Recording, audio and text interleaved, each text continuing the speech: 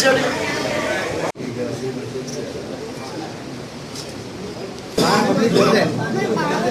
साहब,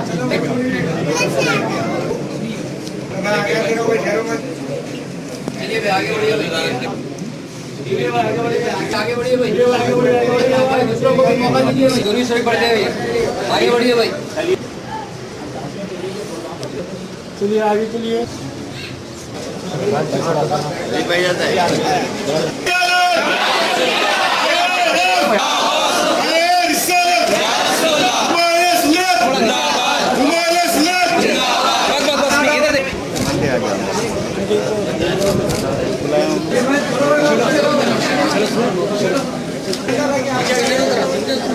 नबी मुबारक आज के मुक़द्दस दिन में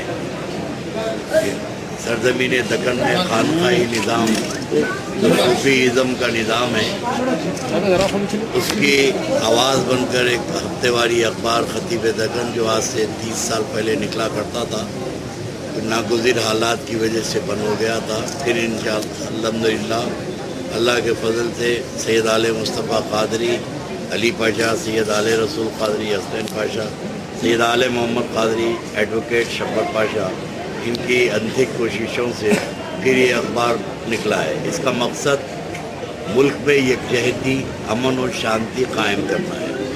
जो नौजवान भटक रहे हैं, गलत रास्ते पे जा रहे हैं, उनकी फ़िक्र को बदलना, उनकी सोच को बदलना, उनके किरदार कैरेक्टर को बदलना और उनको ये बताना है कि हम मुल्क में रहते हैं, मुल्क से मोहब्बत करना है।